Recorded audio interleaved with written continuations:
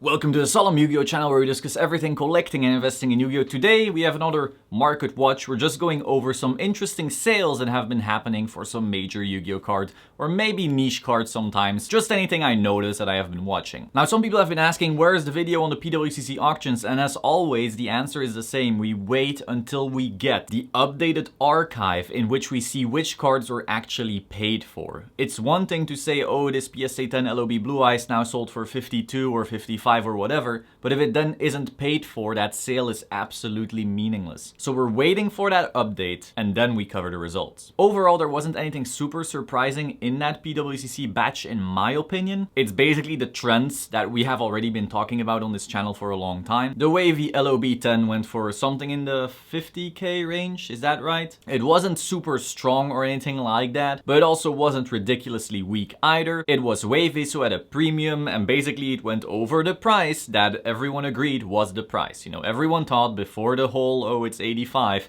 that LOB was around 40, 45. Those were all glossy sales. Now a wavy sold for, was it 90 like some people said? No, it was around the 50, maybe slightly under 60 range. We saw the SDK that was literally a PSA 7 inside a PSA 10 case. Like I said in the video, I personally wouldn't have paid for that at all. It was just completely beat up, and that went all the way down to 10k. Very similar story to the weak DDS a few weeks ago. We saw that DDS crash all the way down because it was literally a PSA 7 in a PSA 10 slab. Be aware of that. When you're buying a PSA card, buy the card, not the grade. The card was weak, so it ended lower. However, I do have to say, this is still a sign of the market weakening. And the reason for that is that when we had all of this euphoria going on, people were paying all-time highs even on dog shit quality cards. So while I do not believe that DDS PSA 10 is 12k and that SDK PSA 10 is 10k, because both of those were just beat up cards, clearly badly graded, I do have to say they're probably not their all-time high prices anymore. Because again, if we were still in this euphoric bull run where I was being very bearish, where I was telling people, watch out, like this is getting extremely speculative, back then, people were paying all-time highs for even the most beat up cards in PSA 10 slabs. So be aware of that too. Weaker results on weak cards are no indication of real market price, but they are indication of softening demand. We saw similar things happen on lower graded cards in that PWCC auction. Once again, we had a few all-time highs, but we also had lower rarity and lower grade cards getting absolutely crushed. We also saw BGS prices getting crushed. Like there's a few items I was watching that I forgot to bid on that I would have straight up bid on. Like I think it was a Mystical Elf 8.5 going for $200 or something like that. Again, if you've been in this whole stuff for a long time, you're like, well, that's expensive, sure. But $200 is like what they were raw in October.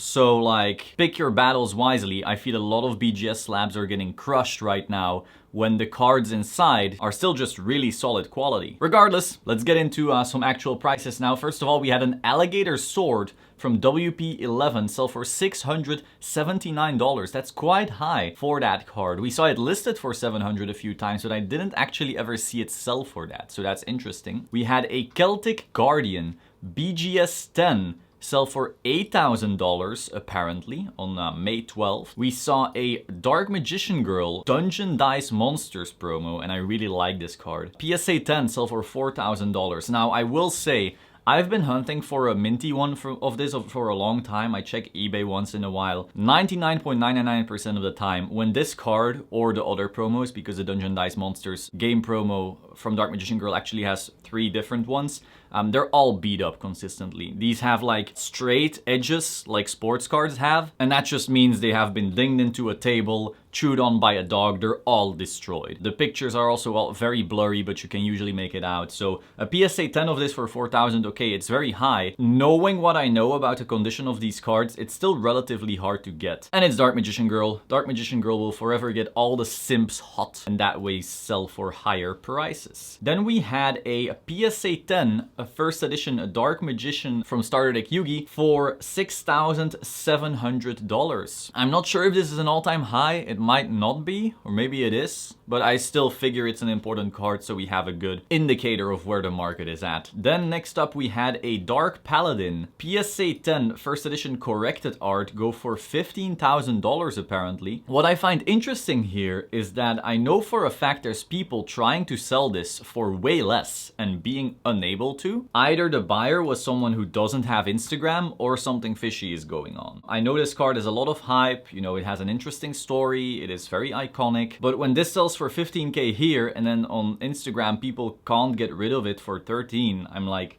what's going on? Next up we had Doom Caliber Knights, and this one was quite fascinating because this is a true fall from grace, and I think it's once again important to highlight this. The market is softening. That doesn't mean you have to now panic or anything like that, you know, chill. If you've been actually following this channel, and again, none of this is financial advice or anything like that, I'm a total idiot, but if you've been following this channel, we've always been talking about the fact that you want to de-risk when you can, watch out in these euphoric times, be sure to only use money that you can absolutely afford to lose, buy cards that you actually like, be sure you actually have real assets as well. Collectibles are, you know, your play money, all of these things we've been talking about. So this is exactly why. We have Doom Caliber Knight Shonen Jump price card ultra rare. In the span of 2 weeks, sell for 12,000 US dollars and then best offer accepted at 6,000 US dollars. And it's the same picture. I know there was fishy stuff going on these auctions. I think I've seen this PSA 8 sell 3 times by now.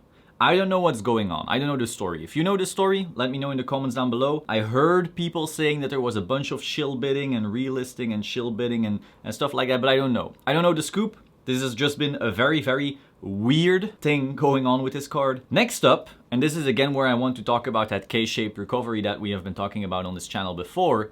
We have a card like Injection Fairy Lily, PSA 10 first edition LOD, go for $7,455. So while there are certain cards like a PSA 8 Doom Cal really enjoying the smell of the floor as their nose gets pushed against it, we have other cards like this one just reaching new all-time highs. Is it because it's extremely low pop? Like the pop is still below 40. I don't know if it's still 32 or 36. When was what was the last I checked? I don't know. I think it was 32 or 36 last time I checked. I don't know where it's at now. It's still below 40. It's a very, very hard to grade card. LOD is just notoriously off-center. It's also a waifu. That helps. Last sale for this was 5k on eBay. This time it's 7,455. Card still doing strong. Then we had 2 more interesting cards, and this is GX cards. I noticed how, you know, some of the Duel Monsters era stuff is kind of slowing down, but then GX is still on fucking fire. I've seen PSA 8s and 7s of certain of these ultis just go for all-time highs the past weeks even though some people are talking about the coming bear market and blah blah blah. What is this? Raviel ulti PSA 10 first edition for 15,000 US dollars? Really? I don't know if it's real, might not be. I do know these are rare as hell, and this is like one of the most wanted ultis in the GX era. Like, it's the 3 Sacred Beasts, it's Shining Flare, it's Cyber, and, you know, especially the cover cards, and Raviel was a cover card for Shadow of Infinity. So I'm not saying it's complete BS, but it's still weird because there's almost no price history for this card because it's that rare.